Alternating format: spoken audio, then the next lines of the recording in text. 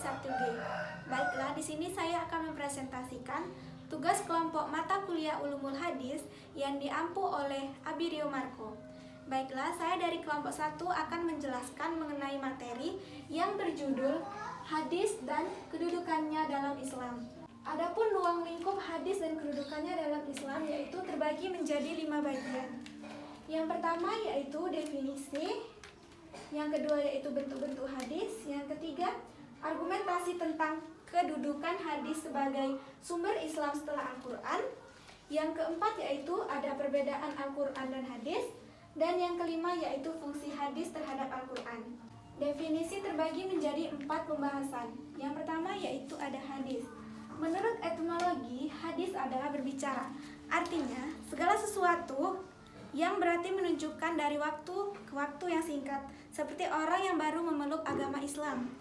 Kemudian, menurut terminologi, hadis artinya melaporkan, mencatat sebuah pernyataan dan perbuatan Nabi Muhammad SAW.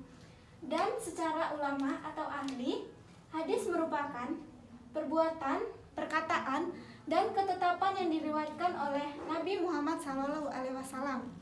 Baiklah, di sini ada pembahasan yang kedua yaitu sunnah. Menurut etimologi, sunnah adalah jalan yang terpuji. Maksudnya di sini adalah perilaku atau cara berperilaku kita itu baik secara terpuji maupun tercela. Kemudian secara terminologi, sunnah adalah jalan yang ditempuh oleh Rasulullah SAW dan para sahabatnya, baik ilmu, keyakinan, ucapan, perbuatan maupun penetapan. Dan menurut ulama atau ahli, sunnah yaitu segala sesuatu yang disandarkan kepada Nabi Muhammad SAW yang berhubungan dengan syara. Syara di sini yaitu artinya penjelasan dari sebuah kitab, baik berupa perkataan dan lain-lain. Baiklah, pembahasan yang ketiga yaitu kabar. Menurut etimologi, kabar adalah kabar atau berita. Yang di sini berarti berita yang disampaikan dari seseorang kepada orang lain.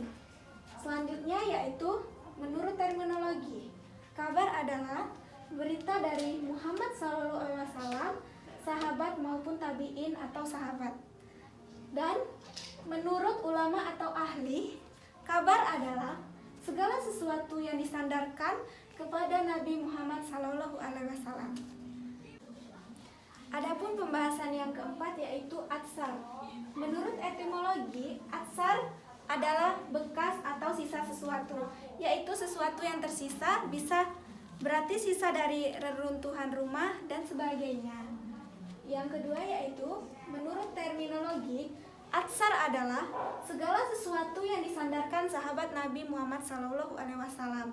Dan menurut ulama atau ahli, atsar adalah segala sesuatu yang disandarkan dengan redaksi selain Nabi SAW.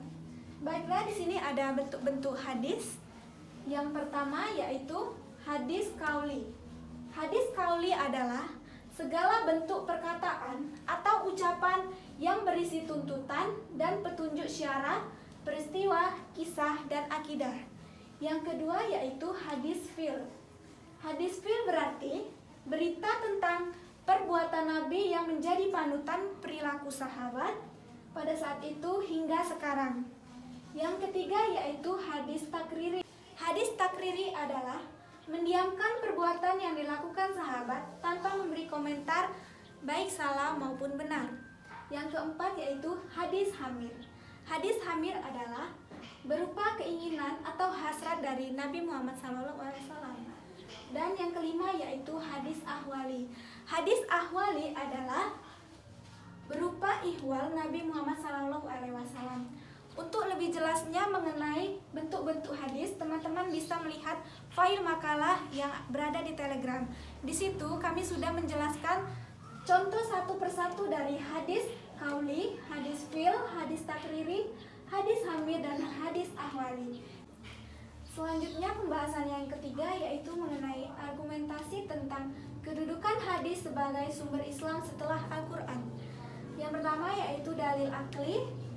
Dalil akli adalah sumber dari pemikiran ulama menggunakan akal yang benar sesuai dalil tersebut. Selanjutnya yaitu dalil nakli. Dalil nakli adalah sumber yang berasal dari Al-Quran dan hadis Nabi, baik perbuatan Nabi ataupun sahabatnya. Untuk lebih jelasnya mengenai materi argumentasi tentang kedudukan hadis sebagai sumber Islam setelah Al-Quran, teman-teman bisa melihat filenya di Telegram yang sudah kami bagikan. Baiklah, untuk pembahasan yang keempat yaitu perbedaan antara Al-Quran dan hadis. Di sini Al-Quran merupakan kalam Allah yang diturunkan kepada Nabi Muhammad SAW secara berangsur-angsur melalui malaikat Jibril. Selanjutnya yaitu mengenai hadis. Hadis merupakan segala perkataan, perbuatan maupun persetujuan Nabi Muhammad SAW. Baiklah, selanjutnya yaitu pembahasan yang kelima, fungsi hadis terhadap Al-Quran. Yang pertama yaitu bayan takrir atau memperjelas isi Al-Quran. Adapun yang kedua yaitu bayan tafsir, yaitu menafsirkan isi Al-Quran. Yang ketiga bayan tasyri, artinya memberikan kepastian hukum Islam yang tidak ada di Al-Quran. Dan yang terakhir yaitu bayan nasakh atau mengganti ketentuan terdahulu.